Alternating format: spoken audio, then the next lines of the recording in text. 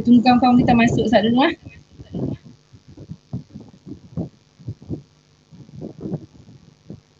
Nadia clear ke?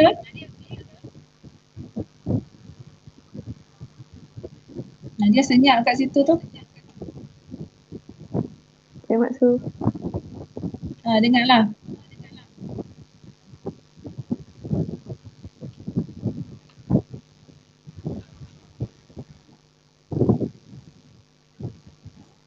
Tak berapa clear Mak Su. Sihat. Okey. Ni dah mula ke? Ikut kita dah dalam live dah ni. Gambar saya clear Mak Su. Clear. Ashma nampak Nadia kan? Nampak. Okey, Assalamualaikum warahmatullahi wabarakatuh. Salam sejahtera, salam kekeluargaan semua. Alhamdulillah petang ni kita bersama-sama lagi sekali dalam program Inspirasi Remaja Bersama Pelajar Cemerlang bagi SPM tahun 2020. Okey, kita ada dua jemputan khas pada petang ni, iaitu seorang adalah Ashmar Haikal bin Zamri dan seorang lagi adalah Nur Nadia Atika binti Amri. Okay, Nadia ni mungkin dia tengah ada masalah lain, tak apa, kita bagi dia masuk pelan-pelan. Okey, Ashmar, kalau ikutnya macam daripada Menteri Kanan Pendidikan Datuk Dr. Razi Jidin katanya SPM untuk 2020 ni adalah yang terbaik dalam tempoh 5 tahun, betul? Ya, insyaAllah. Okey. Okey. Jadi dekat sini tuan-tuan dan puan-puan, adik-adik yang saya sayangi, kenapa program ni kita adakan? Sebenarnya adalah tujuan dia untuk kita sama-sama berkongsi macam mana adik Ashma dan juga adik Nadia ni dapat keputusan yang cemerlang dalam SPM yang baru-baru ni yang kita tahu kita tengah berperang dengan COVID-19 masa penghujung tahun 2019. Kemudian 2020 tu kita memang dalam perintah kawalan pergerakan kan. Jadinya kita nak tahu macam mana adik Ashma dan juga Nadia ni belajar sepanjang tempoh tu dan apa juga cabaran-cabaran yang mereka hadapi sepanjang tempoh sebelum SPM yang mereka duduki tu lah. Okey. Okey Ashma, sementara kita tunggu Nadia masuk, tak apa. Saya nak bertanya dengan Ashma dulu tentang latar belakang Ashma lah. Ya, boleh tak Ashma ceritakan nama penuh, tinggal kat mana dan sebagainya. Okey, bismillahirrahmanirrahim. Assalamualaikum warahmatullahi wabarakatuh. Pertama kali saya ucapkan ribuan terima kasih kepada pihak penganjur atas jemputan saya untuk program kali ini. Okey, berkaitan sedikit dengan latar belakang saya. Nama saya Muhammad Ashmar Haikal bin Zamri. Saya berusia 18 tahun dan saya tinggal di Kampung Sungai Kasai, Seredang, Kedah. Okey, sebelum ini saya menerima pendidikan di SK Sungai Batu dan juga Sekolah Menengah Sains Sultan Muhammad Jua. Dan baru-baru ini alhamdulillah setelah mencapai keputusan 9A+ dalam peperiksaan SPM 2020. Okey, kalau nak tambahan lagi latar belakang, semasa di sekolah saya memegang jawatan sebagai ketua pelajar dan saya juga aktif dalam bidang inovasi di mana saya pernah menyertai pertandingan di peringkat antarabangsa iaitu ditaja sepenuhnya oleh Kerajaan Negeri Kedah untuk menyertai pertandingan Kaohsiung International Invention and Design Expo di Taiwan, tajaan sepenuhnya. Dan alhamdulillah saya berjaya mendapat gold medal dan juga pengiktirafan khas daripada kerajaan Korea. Wow, hebat. Remaja yang hebat ni. Bukan setakat handsome je, hebat juga orangnya. Okey, Ashma, Kak Mara nak tanya, pendidikan awal Ashma dapat di mana? Okey, kalau nak ikut pendidikan awal tu saya nak cerita lah. Masa awal dalam usia 2 tahun, 3 tahun tu orang pertama yang mendedahkan saya kepada membaca dan sebagainya adalah kedua ibu bapa saya, arwah abah saya dan juga ibu saya, mana saya diajar membaca semenjak kecil dan Al-Quran, Iqra semua semenjak kecil, dan kemudian saya lanjutkan pelajaran mendapat pendidikan di Tabika Kampung Rantau Panjang. Kemudian saya teruskan lagi, saya pindah ke prasekolah SK Sungai Taka, kemudian masuk ke Sekolah Kebangsaan Sungai Batu selama 6 tahun. Dan semasa di SK Sungai Batu tu, alhamdulillah HPSR saya dapat 6A, dan kemudian saya membuat permohonan untuk masuk ke SBP, iaitu Sekolah Menengah Sains Utama Jiwa, dan akhirnya saya dapat, dan saya pergi ke Sekolah Menengah Sains Utama Jiwa untuk meneruskan pendidikan peringkat menengah. Mula daripada tingkatan 1 lah kan, macam tu kan? Ya. Okay. Nak tanya, jadi ketua pelajar tu masa tingkatan berapa? Saya jadi ketua pelajar semasa tingkatan 5 lah. Tingkatan 5, tapi semenjak tingkatan 4 tu saya dah mula dilantik sebagai pengawas. Dan tingkatan 5 saya diamanahkan untuk menjadi ketua pelajar. Selain daripada tu saya ada juga pengajaran lain. Saya jadi pengerusi Persatuan Sains dan juga naib pengerusi untuk kelab hoki. Okey. Banyak pelibatan dalam kurikulum jugalah Ashma kan? Ya. Okey, Nadia okey ke di sana? Nampak macam hang je Nadia.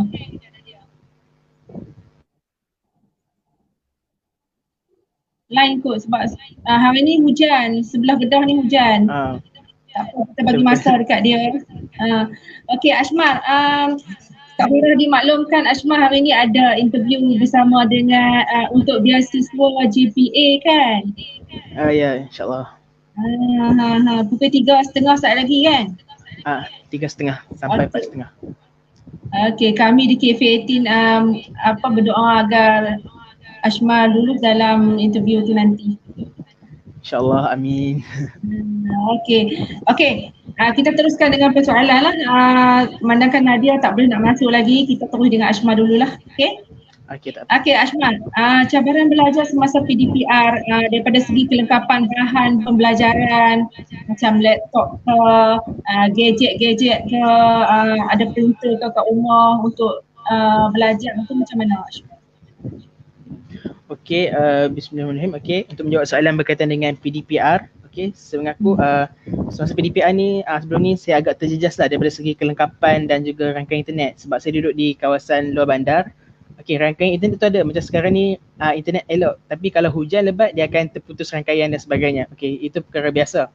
Dan daripada segi kelengkapan lain juga, saya bersyukurlah sebab ibu saya banyak menyediakan dan membantu saya untuk menempuhi PDPR dengan jayanya. Macam saya ada telefon bimbit, printer, ibu saya belikan printer walaupun yang just beli yang 1 ink yang hitam putih, tapi saya rasa pun dah mencukupi untuk PDPR kan. Yang beli yang RM1 saja pun dah cukup. Dan alhamdulillah sebelum ni saya ada dapat bantuan komputer riba daripada pihak ADUN. So saya menggunakan laptop dan juga telefon bimbit untuk sepanjang kelas tambahan ataupun kelas atas talian. Sebab tak dinafikan memang semua orang akan terjejas masa kelas tambahan, dan sebelum ni pun saya mengaku sedikit sebanyak kelas tambahan, kelas atas talian tu dia kurang efektif sedikit berbanding dengan secara face to face. Sebab kan nak lihat lah, kan nak contoh semasa akhir tahun form 4 saya dapat keputusan akhir tahun 7A+, 2A solid. Tapi bila saya masuk tahun 2020 dengan kata momentum yang tinggi lah untuk nak dapatkan 9A+, sebab saya memang disasarkan untuk 9A+ oleh pihak sekolah. Tapi tiba-tiba bulan 3 tu diumumkan PKP dan sebagainya, bermulanya kelas atas talian dan sebagainya. So after that kan semua pelajar form 5 akan pergi ke sekolah untuk menyambung pembelajaran. Okay, waktu tu pihak sekolah buat peperiksaan pertengahan tahun, dan waktu tu saya memang nampak daripada saya tak pernah ada A-, tiba-tiba ada A-. So waktu tu saya sedar yang sedikit sebanyak PDPR ni ada bagi kesan negatif dan juga positif lah kepada pelajar. So semasa PKP kali kedua tu barulah saya ambil tindakan yang lebih proaktif supaya saya tak mengalami perkara yang negatif, di mana sepanjang kalau kelas atas talian tu selain daripada peralatan, okay, saya juga pastikan saya bersedia macam saya minta ibu saya sediakan meja untuk just meja biasa, meja banquet yang RM80 tu. So duduk kat meja dan ada kerusi, sebab kalau setakat kita menerak atas lantai, menerak atas katil, tengok telefon, main laptop tu, kadang-kadang kita boleh macam telak lah sebagainya. So better sediakan satu ruang khusus untuk belajar. Kalau tak ada pun kita cukup meja jepun dan juga tempat kita duduk dan yang selesa. Saya rasa itu pun dah mencukupi untuk kelas atas talian. Dan lagi pun semasa kelas atas talian sebelum ni saya letakkan sasaran. Kata saya macam saya tak mahu ketinggalan. Maksud saya nak pastikan saya berada pada on track. Mungkin waktu dekat kelas atas talian ni saya tak boleh berada dalam prestasi yang terbaik, tapi saya cuma dapat pastikan yang saya boleh on track. Lagipun cikgu-cikgu pun prihatin kan. Cikgu-cikgu ada juga telefon tanya cukup dah nak beli mobile data dan sebagainya, dan alhamdulillah cukup.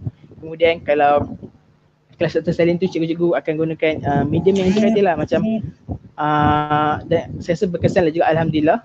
So sepanjang kelas atas talian tu, nak kata saya hanyut tidak, saya masih boleh ikut dengan flow kelas atas talian tu. Tapi kan nak dibandingkan dengan bersemuka, saya lebih suka bersemuka lah. Saya serahkan kembali. Maksudnya cabaran itu memang daripada segi bahan-bahan tu memangnya PDPR tu sendirilah kan, belajar secara online ni kita kata banyak cabaran dia kan. Betul. Ashmi? Tapi macam saya nak kategorikan lah, ada 3 jenis student lah untuk kelas PDPR ni. First yang dia boleh ambil yang kesan positif.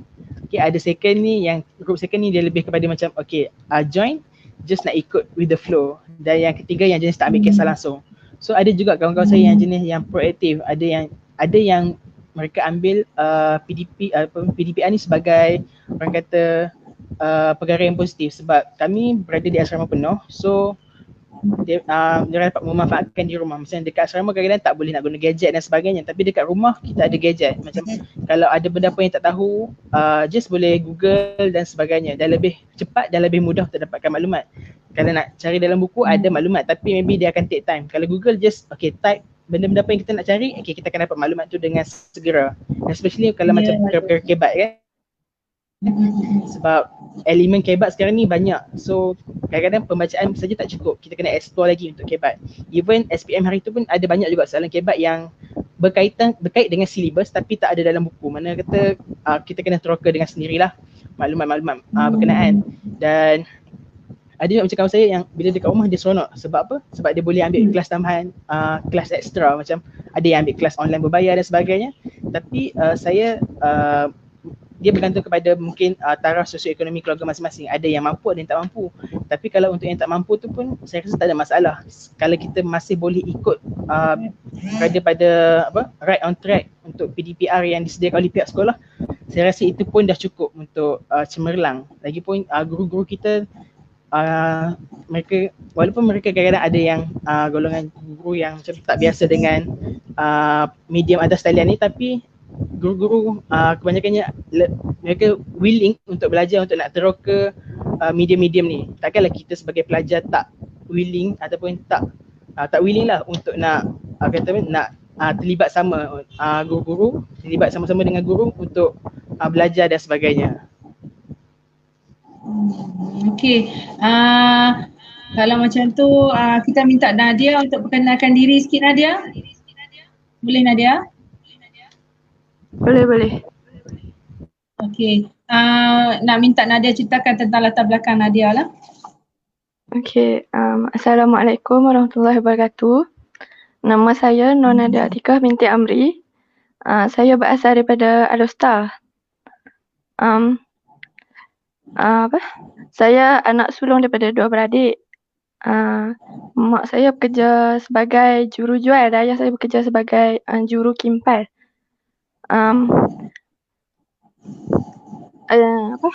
Masa sekolah rendah saya bersekolah di SK Sri Ahmad Diraja dekat Alor Merah. And saya dapat 5A dalam UPSR. Lepas pada dapat UPSR 5A tu terus masuk SM Sekolah Menengah Sultan Abdul Halim lah ya? Saya apply banyak. Sebenarnya rancangan dia nak masuk MRSM tapi sebab tak terdedah sangat dengan SBP ni. Tapi Oh, tapi dapat jadi interview tu. Dapat interview ke Sekolah Menengah Sultan Abdul Halim. Ya. Okey. Apa Nadia sendiri macam mana cabaran belajar semasa PDPR tu? Sepanjang tempoh sepanjang tempoh belajar tu kan kita belajar secara PDPR, apa cabaran-cabaran yang Nadia hadapi lah sampai berjaya. Masa PKP 1 tu sangat mencabarlah sebab waktu tu baru habis exam awal tahun, lepas tu balik cuti penggal, lepas tu memang tak bawa balik buku banyak sangat lah kan sebab ingat nak relax dulu sebab nak study guna YouTube macam tu je lah. Lepas tu tiba-tiba umur PKP. Lepas tu kena PDPR tak ada buku apa semua, memang semua orang macam pening lah. Cikgu pun itulah. Lepas tu dah lama-lama cikgu dah biasa tu okey dah sikit sebab masa awal-awal tu pun cikgu hantar nota, lepas tu latihan, lepas tu macam saya cakap macam mana nak buat ni sebab tak faham kan. Lepas tu kena pergi tengok YouTube ke mana dulu nak bagi faham baru boleh buat latihan dan hantar kat cikgu.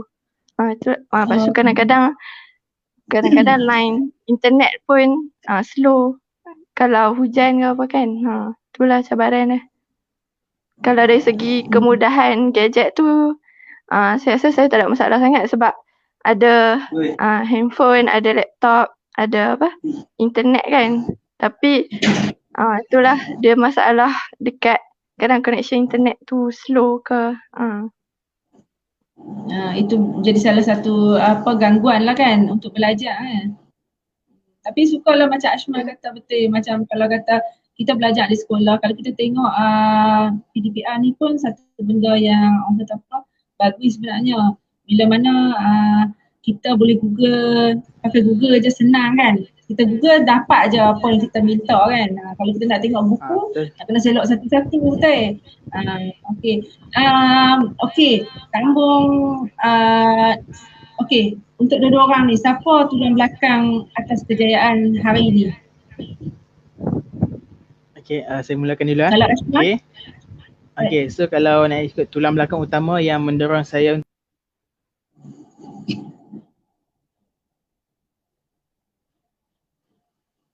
Ashma terkeluar rasanya ni. Nadia dululah Nadia.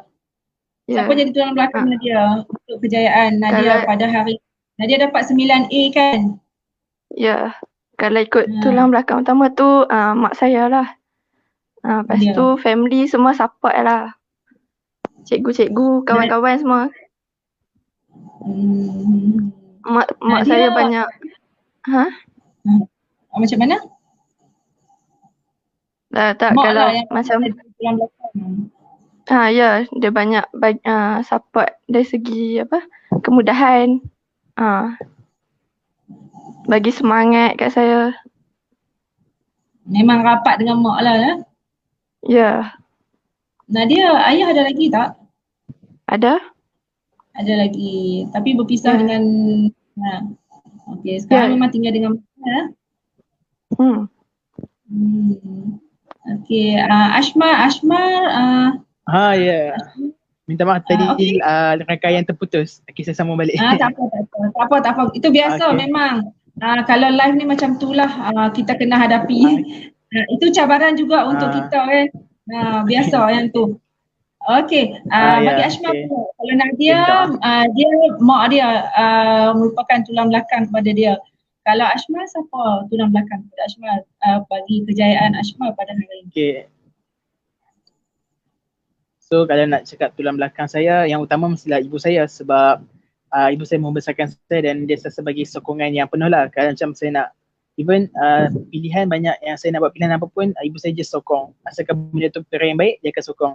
So macam nak SPM pun ibu saya yang banyak bagi dorongan macam kena usaha. Memanglah sesaran macam kena dapat 9A+, tapi dia kata buat yang terbaik dan sebagainya. Lagipun saya nampak macam betapa susahnya ibu saya nak besarkan saya semenjak arwah saya meninggal. So sedikit arwah saya meninggal semasa saya darjah 6. So daripada situ ibu saya membesarkan saya secara seorang, dan saya waktu tu terdetik dalam hati saya macam okay, dan saya juga seorang anak tunggal.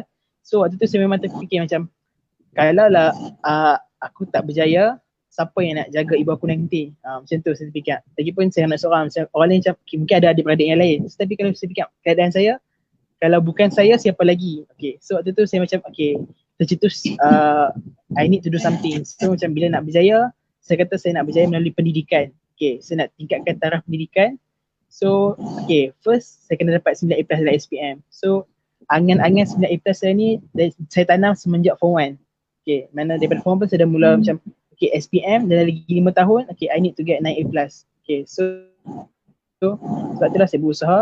So kalau even ada masalah apa-apa, saya akan contact ibu saya lah, saya akan cerita dan ibu saya akan sisa bagi sokongan, kata-kata semangat dan sebagainya. So nak kata lagi dorongan lain, keluarga saya pun banyak juga yang sokong saya, dan tak dinafikan juga guru-guru sekolah saya lah.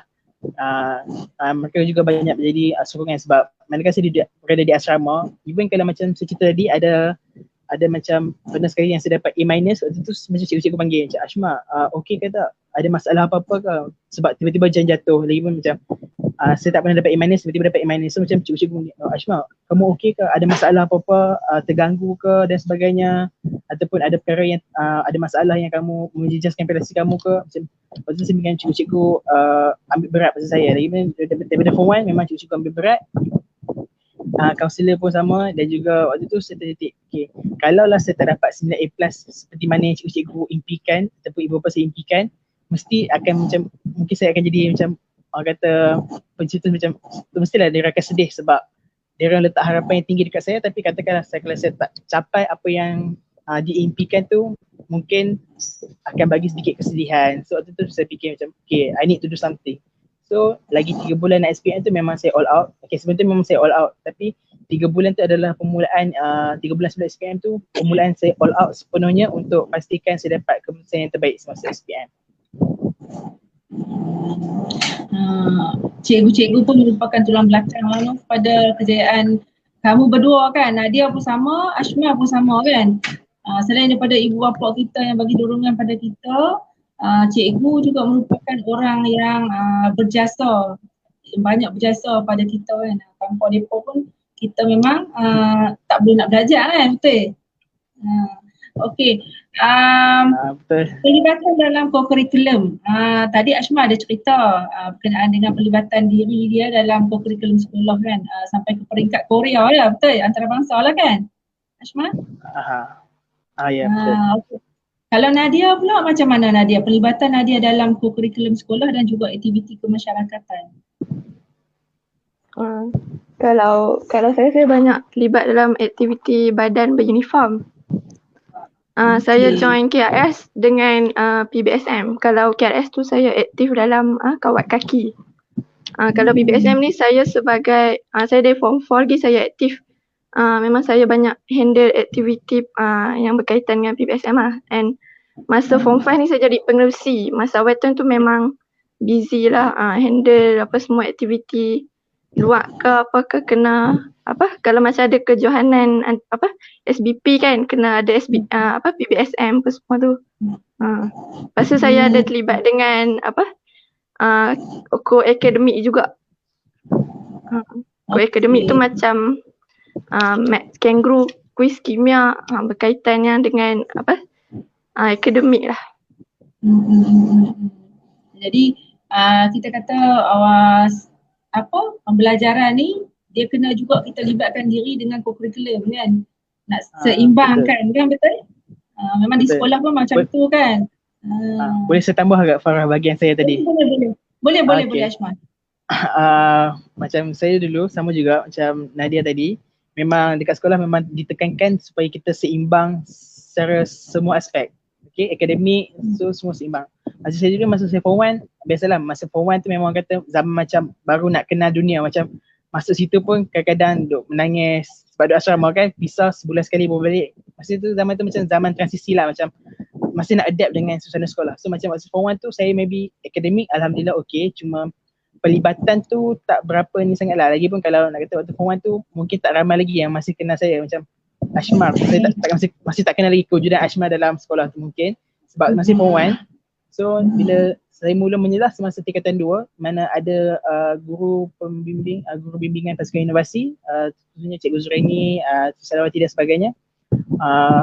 Diorang yang mula offer saya macam, Ashmar, you nak join tak kelab inovasi sekolah? Sebab waktu tu memang kata inovasi tu memang macam ethos sekolah saya, sekolah menengah sains dan jiwa. Inovasi tu memang kata macam apa, image utama, ikon utama sekolah, so inovasi. So saya macam okay, macam menarik. So waktu tu cikgu tu lah yang mula menarik saya ke arah inovasi. So bila saya dah mula masuk bidang inovasi tu, okay, saya mula kenal okay, nak buat inovasi macam mana. Saya mula daripada seorang yang pendiam masa form 1 tu, saya mula berani untuk nak expose diri, macam nak bercakap di khalayak ramai sebab orang kata tu bagi pendahan. So lama kelamaan saya macam dah terbiasa macam bercakap. So even kalau bila ada sekolah macam dulu kan, ada sekolah rendah selalu datang buat lawatan dekat sekolah waktu sebelum PKP lah, macam ada sekolah rendah buat lawatan kat sekolah.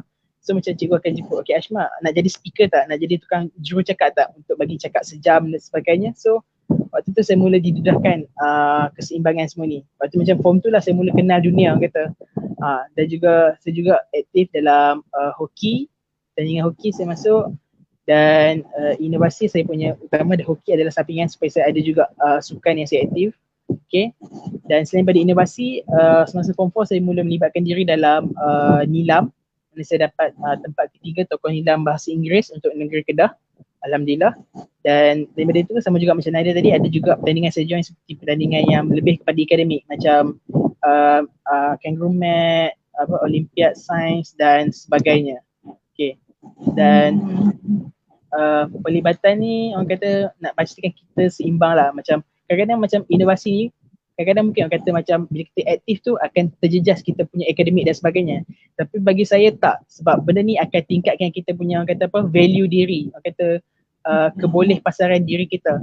Macam inovasi tu, bila saya buat inovasi, okay, saya tahu macam okay, apa perkara yang perlukan untuk buat research. So macam ni secara tak langsung, okay, dia buat saya jadi macam seorang yang minat dalam bidang sains, seorang yang lebih inovatif dan lebih orang kata apa, ada semangat ingin tahu yang lebih tinggi. Okay. Okay, faham. Okay, tu kita kena seimbangkan untuk pelajar-pelajar yang sedang menonton kita di luar sana. Betul lah macam Ashmar dan Nadia kata tu, kita perlu seimbangkan pembelajaran dengan kurikulum untuk kita lebih berjaya dan menonjol kan Ashmar? Nadia? Ya. Okay. Sebagai seorang remaja yang hidup dalam orang kata apa, serba sederhana kan kehidupan kita kan. Okay, boleh tak kongsikan perasaan, apa perasaan kita, perasaan Ashmar dan juga Nadia bila mana nakkan sesuatu tapi tak boleh dapat dengan cepat macam tu. So, ada tak, pernah tak hadapi benda yang macam tu dalam hidup setakat ni? Mula dengan Nadia dulu kot. Okay, Nadia. Okay. Kalau saya ni, saya tak minta sangat. Kalau macam kemahuan saya lebih minta izin nak beli. Kalau sebab saya lebih suka guna duit sendiri sebab tak mahulah menyusahkan mak saya kan. Kalau macam keperluan betul saya minta. Sebenarnya benda tu kita boleh jadikan satu dorongan untuk kita berjaya supaya kita dapat apa yang kita nak masa hadapan ni. Janganlah kita macam, alah mak bapak aku tak dapat pula beli benda ni, aku meluat lah, macam tu. Jangan. Jadikan dorongan. Kita boleh beli apa yang kita nak, kita boleh bagi dekat parent kita. Bagus Nadia, bagus. Setengah orang kalau remaja ni dia rajin minta je, tambah yang senang-senang minta je. Alah mak aku mampu bagi apa yang aku minta semua boleh dapat kan. Tapi kalau macam orang yang susah, orang yang tak senang, adik-beradik ramai, macam mana dia nak dapat benda tu? Kalau kata dia nak satu benda tu tapi mak dia tak mampu nak bagi kat dia kan. Dia kena fikirlah benda tu kan. Nak jadi remaja yang hebat, dia kena ada pemikiran yang hebat juga. Betul tak? Betul. Ashmar macam mana Ashmar? Ada tak yang nak ada satu benda yang Ashmar nak tapi tak dapat? Okay, so macam Nadia cakap juga, ada lah macam benda yang maybe dulu saya macam okay, ibu nak beli iPad lah ataupun nak gunanya sebab orang kata macam bila pergi sekolah tu macam orang kata siapa yang pakai macam Apple, barang-barang Apple, guna iPhone tu macam orang kata ada kelas lah sebagainya. So macam kadang-kadang pernah lah cakap nak beli iPhone dan sebagainya, tapi bila lama-lama bila kita dah masuk dewasa ni kan, macam okay, kita ada satu fasa yang kita kena ada perasaan empati dan kita kena memahami keadaan semasa. So macam bila waktu tu, maybe saat-saat tu saya cakap saya nak beli macam-macam lah, kadang-kadang biasalah macam bila kita nak mau meningkat ni kadang-kadang memberontak tu perkara biasa. Tapi lama kelamaan tu timbul kesedaran macam sebab tu masih sedar, selama ni ibu saya dah banyak berkorban. Even dapat bekalkan saya telefon dan sebagainya pun saya dah bersyukur. Okay. Dan nak kata macam bila kita nak faham ni, okay, ibu saya mungkin dia tak boleh nak afford benda yang mahal, tapi dia akan cuba sedaya upaya untuk sediakan keperluan mana yang saya nak, macam printer. Mungkin dia tak mampu nak afford printer yang maybe yang ada color, ink color semua yang kata yang laju dan sebagainya, tapi dia boleh afford, dia usaha juga untuk affordkan saya sediakan printer yang boleh digunakan. Macam walaupun printer yang satu color saja, monokrom, hitam putih, tapi saya masih bersyukur sebab saya masih boleh guna printer tu. Nak compare bila saya fikir balik, mungkin kadang-kadang kalau kita rasa macam tak puas hati macam tu, tapi waktu tu kalau macam kita rasa macam tu, kita compare balik, kita ingat balik ada lagi orang yang lebih susah pada kita. Okay, ada juga yang apa yang dia minta takkan dapat langsung. Okay, sedangkan posisi kita macam tu, posisi saya waktu tu agak selesa lah, macam apa saya minta ibu saya akan usaha untuk ni. So waktu tu macam saya sedar yang ibu saya banyak macam sacrifice untuk keselesaan saya dan sebagainya. Sama juga macam tadi kan kadang-kadang ada seru macam nak beli iPad dan sebagainya, ibu saya kata nanti kalau ada duit beli. So alhamdulillah lah, dia kata macam memang saya kata saya memang teringin nak beli iPad dan macam nak buat note taking dan sebagainya. So alhamdulillah semenjak daripada SPM hari tu tiba-tiba macam murah rezeki, ada orang bagi duit dan sebagainya, kumpul, alhamdulillah macam dah cukup benda tu yang saya nak. So mungkin tu sesedar lah, kadang-kadang mungkin benda yang kita nak tu kita akan dapat tapi di kemudian hari. So waktu tu selamanya nak kata macam kalau kita timbul perasaan tak puas hati tu, senang kita ingat balik orang yang lebih susah dan secara tak langsung kita akan bersyukur. Okay, bersyukur dengan apa yang kita ada dan kita kena hargai apa yang kita dapat, sebab semua tu adalah hasil titik peluh ibu bapa kita. Itulah.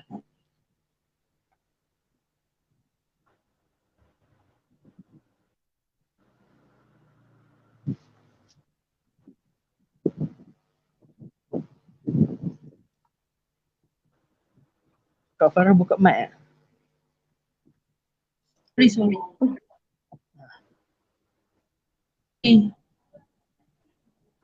Sorry. Sorry. Tertutup pula mic tu. Okay, bila kita belajar dekat sekolah yang orang kata apa, macam sekolah menengah Sains Muhammad Jiwa dan juga sekolah menengah Sultan Abdul Halim ni, mesti ramai anak-anak orang yang berada, betul? Jadi mesti kawan kita tu ada je barang-barang baru, barang-barang branded yang kita nampak kadang kita pun tak ingin nak pakai kan, tapi ikut atas kemampuan keluarga kita kan. Cik Ashma kata alhamdulillah sebab dia dapat printer walaupun tak ada banyak color, ada 2 color hitam putih pun dah okey untuk belajar, sangat okey kan. Banding dengan orang yang tak ada apa-apa langsung tu, betul? Betul. Okey. Masa hari keputusan tu apa reaksi Nadia dan juga Ashma? Masa mula-mula nak dapat keputusan, orang dah umum tu kata 10 hari bulan Jun kan yang dapat hari tu ke Mei? Jun. Sorry Kak Farah tak ingat. Okey, pada bila dah umum tu kata 10 hari bulan Jun tu kita akan umumkan SPM 2020 tu, malam tu apa perasaan anda berdua? Mula dengan Nadia dulu, tak apa? Malam tu memang dah macam rungsi, nervous semua dah lah. Kalau tidur pun tak ada lah macam lena sangat pun sebab terfikirkan kalau aku dapat result yang tak elok macam mana lah perasaan family, lepas tu cikgu-cikgu, diri sendiri kan. Lepas tu esok pagi tu memang bangun awal macam doa banyak-banyak. Lepas tu pukul 10 tu tak buka lagi sebab macam tak boleh, nervous, dia macam shaking gila kan. Lepas tu dia macam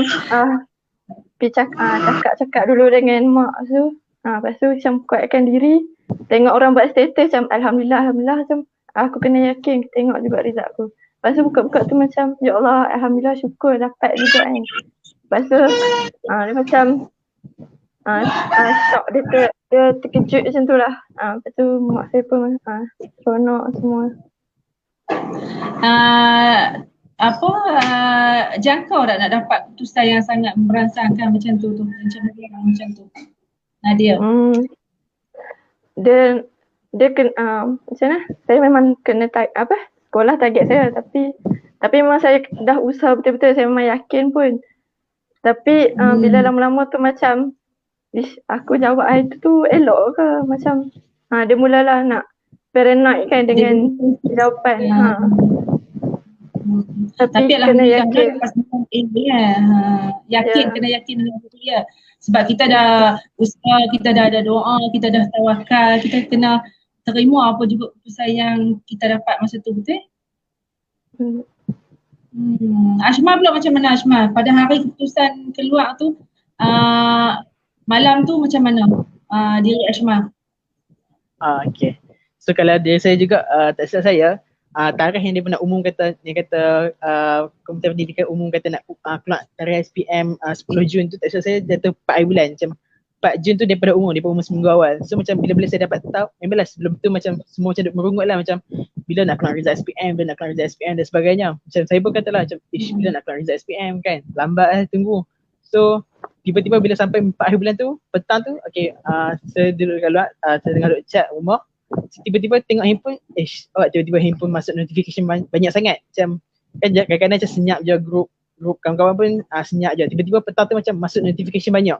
So macam tak apalah, biar dulu. Lepas tu setengah jam lepas tu baru pergi tengok handphone balik check. Lepas tu baru tengok macam heboh kata SPM keluar minggu depan, result SPM keluar minggu depan. So tu macam tu, daripada sonok tiba-tiba terus ketak, petang tu juga ketak. So macam sepanjang minggu tu memang asyik memikirkan lah apa yang aku nak dapat nanti waktu 10 hari bulan tu nanti. Kadang-kadang risau juga sebab macam target saya macam kadang-kadang kata terlalu tinggi lah. Macam target tu dia dapat 9A+ tu orang kata tak mustahil tapi agak susah. So kita fikir balik, macam mana kata macam malam tu memang tak boleh tidur malam tu dengan kata macam boleh kan nak dapat 9A+ ni dan sebagainya. So sama juga macam Nadia tadi, macam ada juga masa lepas SPM tu ada 2-3 paper yang macam, ada paper yang saya yakin dapat A+, ada paper yang saya macam was-was lah, macam kita keluar dewan tu macam ada soalan yang tak boleh nak, kata kita tak yakin jawapan kita tu diterima atau tak kan. So macam keluar tu boleh ada A+ subjek ni. So macam waktu tu saya paling takut subjek 2 subjek, bahasa Inggeris dengan biologi. Saya paling takut 2 subjek tu. So malam tu juga, malam tu saya fikir esok tak kisahlah result apa pun, terima dengan hati yang terbuka. So pagi tu memang tunggu daripada pukul 8 tu memang dah tunggu depan phone dah. Walaupun tahu memang tak boleh check lagi, tapi tunggu sembang dengan kawan-kawan. Lepas tu nak dekat pukul 10 tu actually dah kan dia kata buka pukul 10 tapi 9.55 pun dah ramai yang boleh akses nak dapat result. So macam tak apalah, tunggu. So 9 dalam kat pukul 10 macam tu baru buka alhamdulillah tengok 9A+. Lepas tu scroll lagi, ada lagi untuk evaluation yang essay yang GCE tu, alhamdulillah dapat 1A dan sebagainya.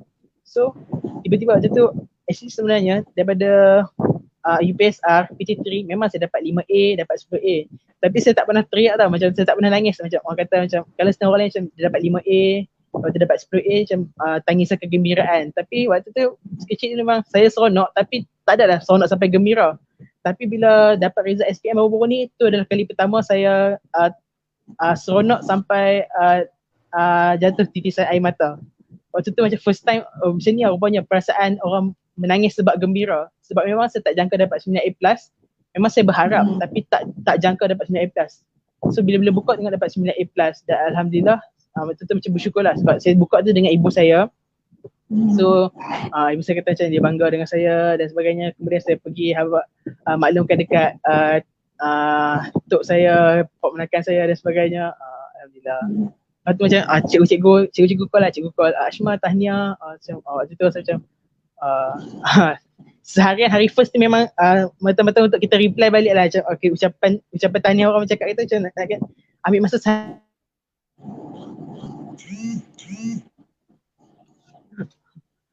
seronok kan, seronok yang tak boleh nak digambarkan betapa seronoknya bila dapat sayang macam tu kan.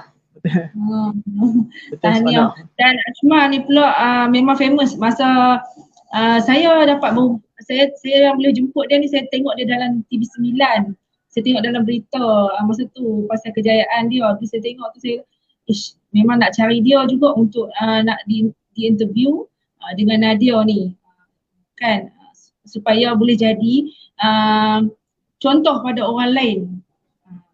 Okey, pada yang sedang menonton kita pada hari ini, okey, boleh bertanya soalan kepada Ashma dan juga Nadia. Nadia sekali lagi terkeluar ni, mungkin line dia tak elok.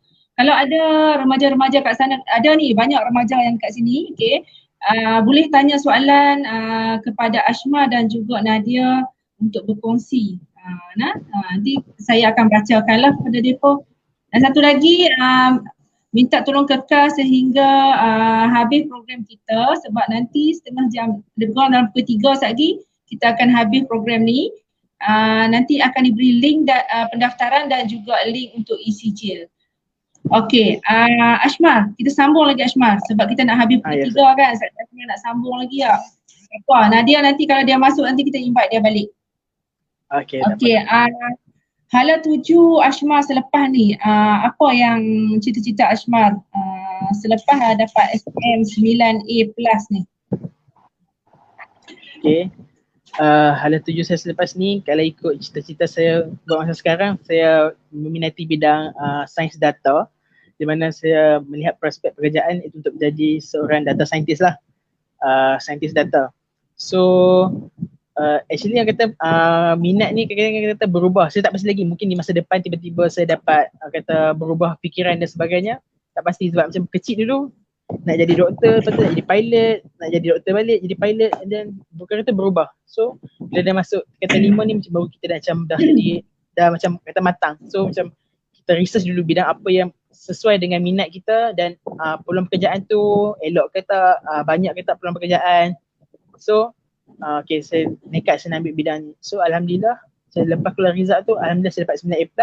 So bila dapat 9A+ tu, memang orang kata ada macam setengah orang kata macam kalau nak sambung peringkat pengajian peringkat universiti tu lebih baik guna duit sendiri sebab tak terikat dengan mana-mana. Tapi bila kita ingat balik, ada setengah orang macam datang daripada latar belakang keluarga B40, M40 dan sebagainya, mungkin tak mampu untuk nak sediakan wang yang cukup untuk pendidikan sebab pendidikan ni mahal lah kata kan.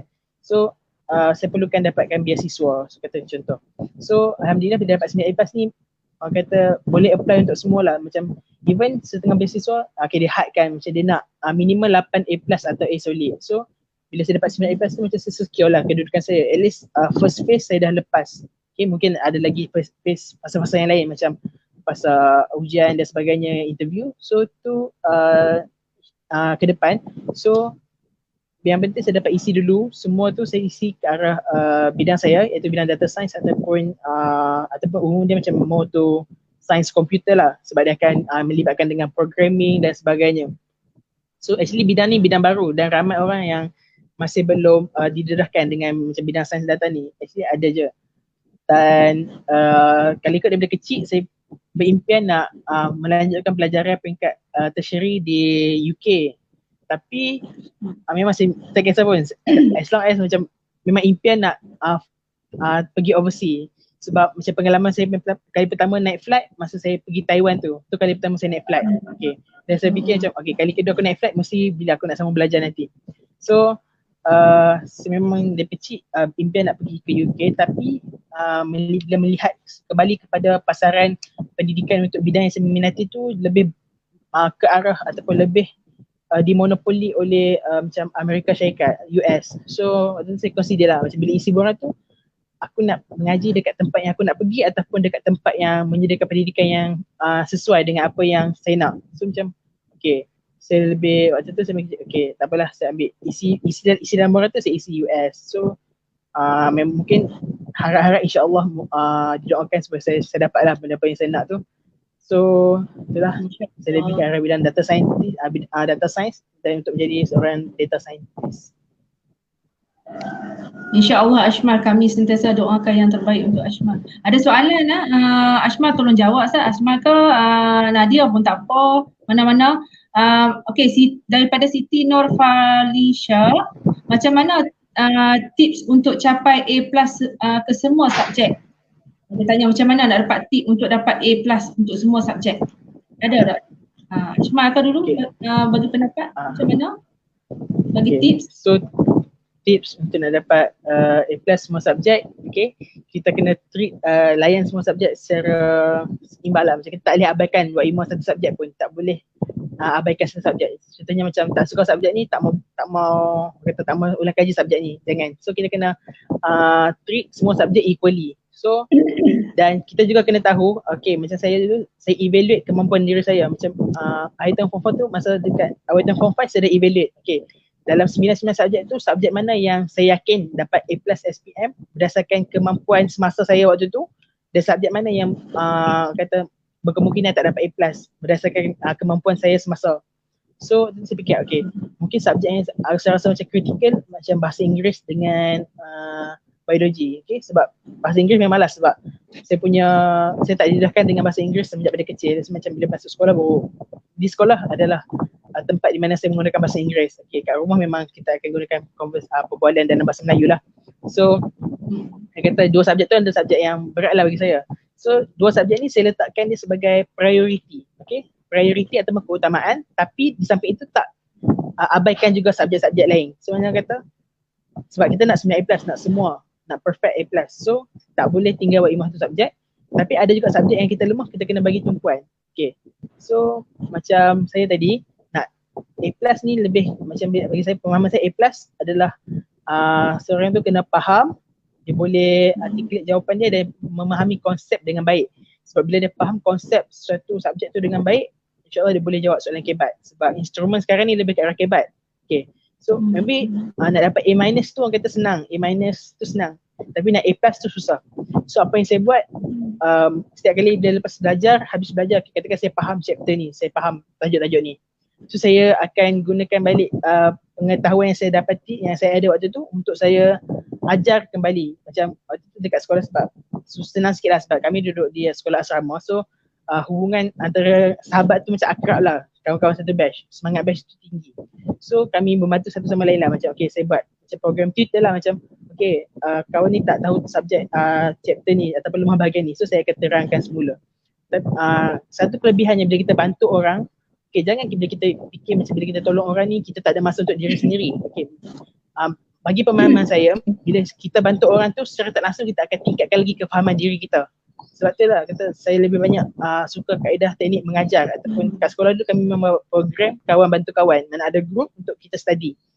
Okay, group tu consist of ada pelajar cemerlang, sederhana dan yang kurang. Okay, so mana tu akan ada wujud elemen kita bantu-membantu. Kadang-kadang kita tak boleh lah macam, kadang-kadang sebab saya kadang-kadang bila kita pelajar cemerlang ni, kadang-kadang kita ada kecenderungan kita nak pandang rendah orang lain. So bagi saya, kita tak boleh pandang rendah orang lain. Sebab katakanlah bila saya pernah tahu mengalami situasi ni, kawan saya ni dia minta saya ajar subjek fizik. Okay, so dia terang-terang tiba-tiba dia cakap, Ashmar, benda ni, okay, dia bagi statement ni, kenapa? Okay, so waktu tu saya nak jawab, saya faham tapi saya tak boleh nak jawab benda tu dengan yakin dan tepat. Okay, waktu tu saya baru sedar, okay, walaupun aku kata aku faham, tapi waktu tu baru saya sedar yang ada benda lagi yang saya tak memahami sepenuhnya dalam chapter tu, contoh. So waktu tu okay, secara tak langsung kita dapat sedar balik, kaji balik tak mana kita kurang. So waktu tu okay, give me 10 minutes, okay, saya study balik chapter tu, mana yang tertinggal, okay, saya explain balik. So waktu tu macam secara tak langsung dapat detect tak mana bahagian kita lemah dan sebagainya. Dan benda ni kadang-kadang kata benda subjek terkini, kita tak perlukan banyak menghafal, lebih kepada kefahaman. So bila kita dah faham, so secara tak langsung bila kita ajar kawan tadi tu, dia lebih ke arah pengulangan, kita mengulangi kaji, okay? Dan kita lebih kepada macam kita guna deria mulut, bercakap dan sebagainya, dengar. So kadang-kadang saya tak hafal pun benda tu, tapi secara tak sengaja saya terhafal. Bila saya terang dekat orang lain, tiba-tiba terhafal. Macam saya pernah lah, macam waktu dulu subjek sejarah, saya bincang dengan kawan-kawan chapter tu, sebulan ataupun 2 bulan sebelum SPM.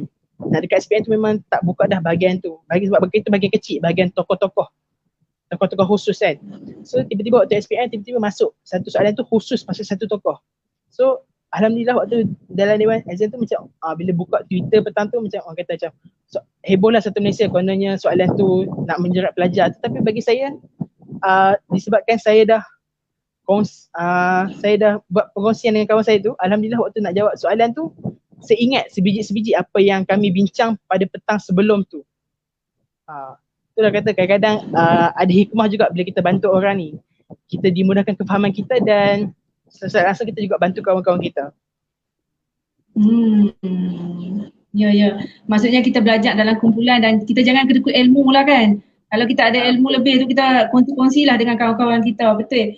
Okey, ada lagi satu soalan ni, sekejap okey, boleh tak daripada Sally, boleh tak bagi petua waktu yang sesuai dan mudah difahami untuk belajar?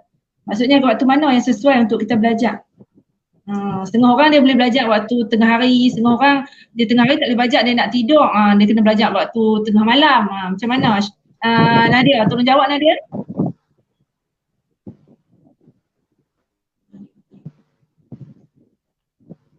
Nadia?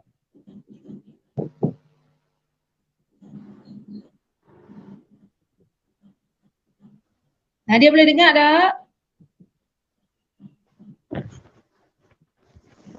Okey tak soalan saya? Okey. Nadia dengar tak soalan yang tadi saya tanya? Dengar. Jelas. Okey, soalan dia Nadia, boleh tak bagi petua waktu yang sesuai dan mudah difahami untuk belajar? Ya, dengar tak masuk? Dengar. Dengar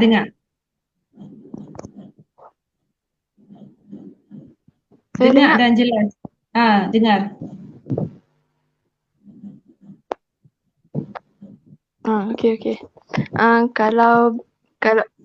Kalau saya waktu pagi-pagi tu untuk menghafal subjek menghafal macam sejarah, biologi, lebih kepada menghafal lah. Kalau pagi-pagi sebab dia tenang, macam tu lah. Lepas tu kalau macam waktu yang agak kita rasa macam susah macam waktu petang, waktu tengah itu kita boleh buat macam maths yang lebih kepada tak payah kita nak menghafal sangat sebab kalau menghafal ni jadi macam serabut macam tu lah. Tapi actually dia ikut orang juga. Ada yang bila-bila masa je, ada yang waktu malam dia boleh stay up sampai 1-2 pagi. Dia ikut orang jugalah. Atas individu tu sendirilah dan atas inisiatif orang juga kan. Okey. Pesanan daripada Ashma dan juga Nadia kepada kawan-kawan kita yang sedang tonton kita hari ini, khususnya yang akan menduduki peperiksaan SPM tahun 2021. Kita mulakan dengan Ashma dulu, boleh Ashma? Okay. So sebagai pesanan terakhir, yang pertama kali saya nak pesan jangan pernah mengalah. Sebab dalam konteks ni adik-adik lah, saya gunakan bahasa adik-adik. So adik-adik masih ada banyak masa. Selagi adik-adik tak keluar lagi daripada Dewan Exam, so you still have time untuk ubah. Katakan sekarang you lemah certain subjek. So jangan sesekali berputus asa. Anda masih ada masa untuk mengubahnya. Jangan nanti bila dah dapat result baru nak menyesal. Macam tiba-tiba dapat result, ni ada satu subjek tu tiba-tiba macam flop lah, macam rendah pada yang lain. So macam tiba waktu tu baru nak menyesal. So better jangan mengalah sekarang untuk elakkan kita menyesal di kemudian hari. Dan yang kedua, lebih kurang macam Nadia cakap tadi, kita kena kenal kekuatan dan kelemahan diri kita supaya kita boleh atur strategi yang berkesan. Sebab nak kata teknik ni setiap orang lain-lain. Memang saya boleh kongsi teknik yang saya guna, tapi tak semestinya tu boleh diguna pakai oleh orang lain. Sama juga macam katakan dulu saya bangkit study pukul 4 pagi. Tak semua orang boleh bangkit study pukul 4 pagi. Ada juga kawan-kawan saya yang prefer berjaga ataupun stay up. Tidur lebat, tapi dia akan pasti, tapi dia pun waktu tidur tu cukup lah. So bergantung pada diri masing-masing. So you kenal diri you, baru you rangka strategi yang berkesan. So dan yang ketiga,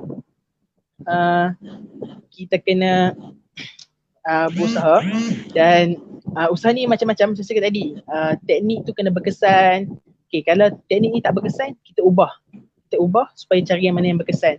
So dan yang khususnya daripada segi kerohanian lah, memang kata macam kira-kira kita dah berusaha, tapi kalau kadang-kadang kerohanian tu kita tak fokus, mungkin saya bukanlah contoh yang terbaik daripada segi kerohanian, kata amalan saya mungkin lah taklah bukanlah yang terbaik, tapi at least you kena buat supaya nanti yang kata macam sebenarnya daripada keredaan, kadang-kadang bila you banyak buat amalan kerohanian ni ikut agama masing-masing, kadang-kadang dia juga akan bagi kita punya macam ketenangan. Sebab cikgu-cikgu saya sangat amat tekankan kami masuk dewan exam dengan ketenangan. Buat imam macam waktu nak exam SPM dulu pun, pagi exam tu kami memang dah tak pegang buku, mana pagi exam lepas sarapan pagi kami akan baca Yasin ramai-ramai. Okay, kemudian lepas habis baca Yasin tu terus masuk dewan exam. Maknanya masuk dewan exam tu dengan perasaan yang tenang. So alhamdulillah bila masuk dewan tu dengan perasaan yang tenang, kita boleh jawab dengan lebih mudah. So dan yang seterusnya berkaitan dengan pengurusan masa, bijaklah menyusun masa masing-masing. Terutama waktu malam nak exam tu, pastikan dapat tidur yang cukup. Sebab jangan kita masuk dewan exam dengan perasaan mengantuk dan sebagainya. Lagipun malam exam tu bukanlah malam untuk kita nak study. Just malam tu untuk kita nak tenangkan diri dan kita catch up 2-3 benda yang mungkin terlupa sikit. Dan yang terakhir, usaha awal-awal, macam saya dulu, saya pulun 3 bulan sebelum tu saya dah pulun untuk ke SPM. So bila SPM dah mula, saya masuk ke fasa relax. Mana kata kita dah berusaha, semua dah dalam minda ataupun otak. So waktu nak masuk bulan SPM tu kita just luahkan apa yang kita ada. So perkara tu lebih senang. Okay. So saya rasa tu je pesanan saya, dan macam saya cakap tadi, kalau boleh kita bantu kawan-kawan yang lain tu, kadang-kadang kita akan lebih mudah untuk memahami ilmu. Dan kita kena hormat orang sekeliling kita, ibu bapa, guru-guru dan sebagainya. Dan rakan-rakan, okay, dan semua orang lah yang membantu ke arah kejayaan kita. Okey, Nadia pula ada pesanan daripada Nadia ada ataupun kata-kata perangsang untuk kawan-kawan kita yang di luar sana yang akan nak duduk SPM nanti? Kalau saya macam Ashma cakap tu semua sama juga pesanan dia. Tapi sebenarnya nombor satu kita kena betulkan niat kita nak belajar. Yang penting kita kena niat tu kena betul. Macam contoh kalau kita nak main game kan. Kalau niat kita bukan nak main game, benda tu kita akan dapat main game tu dengan dengan jayanya lah. So kalau kita tak ada niat nak belajar, macam mana kita nak fokus apa semua kan. So niat tu penting, betulkan niat tu. Lepas tu kan sekolah lambat lagi nak buka bulan 9 kan.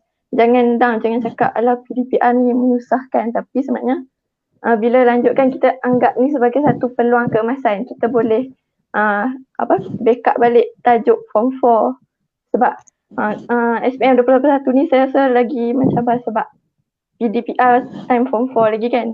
So boleh tanya cikgu-cikgu ataupun dekat YouTube pun banyak je cikgu yang berpengalaman yang bagus-bagus kan. Lepas tu banyak juga pusat tuition yang buat seminar secara percuma nak bantu kita semua kan. Lepas tu last sekali jagalah hubungan kita dengan Allah, dengan manusia. Cikgu-cikgu tu kita janganlah bagi dia terasa apa, dengan kawan-kawan pun sama, jangan buat lebih kurang walaupun kawan tu kita rasa macam dia tak standing kita lah, tapi kita kena hormat dia juga.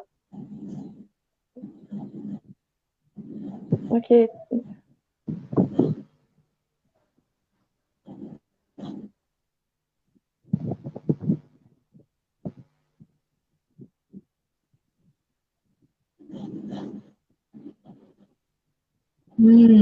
Jadi Ashma dan juga Nadia kata agama tu kita jangan tinggal lah. Maksud dia pun tu macam tu lah. Kena sembahyang cukup, jaga hubungan dengan Allah, jaga hubungan dengan ibu bapa, jaga hubungan dengan keluarga, jaga hubungan dengan kawan-kawan. Dengan semua orang kita kena baik. Baru kita boleh percaya. Betul tak Ashma dan Nadia? Betul. Okey, kami terima kasih sangat-sangat kepada Nadia dan juga Ashma kerana sanggup meluangkan masa bersama kami di KFAT UTC Kedah ni. Hari ini banyak sangat ucapan tahniah daripada orang yang sedang menonton kita untuk Ashma dan juga Nadia, perkongsian yang terbaik. Dia kata all the best kepada kedua orangnya.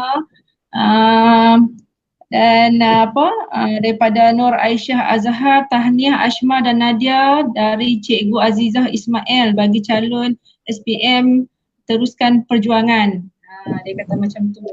Okey, terima kasih sekali lagi kepada kedua-dua orang yang saya jemput hari ini. Suka sangat saya bekerjasama dengan anda berdua sangat sporting dan baik hati. Macam mana pun saya call, waktu mana pun saya call, tetap jawab panggilan saya, tetap balas WhatsApp saya. Okey, semoga segala apa yang kita berkongsi hari ini daripada Ashma dan juga Nadia memberi manfaat kepada semua. Itu harapan saya sendiri masa mula-mula saya nak buat program ni. Jadi kita harap semua remaja-remaja yang ada di luar sana contohilah Nadia dan juga Ashma dan jaga hubungan dengan Allah seperti mana yang Ashma dan Nadia bagi tahu, jaga hubungan dengan keluarga, jaga hubungan dengan kawan-kawan dan semuanya lah. Terima kasih kepada kita, program ni adalah program kerjasama di antara KP18 UTC Kedah bersama dengan Majlis Guru Kaunseling Kebangsaan. Terima kasih kepada pihak Majlis Guru Kaunseling, Cikgu Ahmad Tarmizi kerana sudi menerima undangan kami bekerjasama dalam menjayakan program ni. Juga kepada tim saya yang sangat memberi sokongan yang baik kepada saya. Terima kasih kepada semua yang menonton dan saya ucapkan selamat maju jaya kepada Ashma dan juga Nadia. Kalau kata kami dapat ni dekat mana-mana, moga-moga kalian semua sukses adanya. Okey. Terima kasih sekali lagi dan Ashma, Kak Farah ucapkan selamat maju jaya dalam interview beasiswa dengan JPA Saklina, Ashma. InsyaAllah, terima kasih. Okey, dengan itu kita akhiri program kita sekarang ni pun dah pukul 13 minit. Kita akhiri program kita dengan Assalamualaikum warahmatullahi wabarakatuh. Terima kasih kepada kedua-duanya.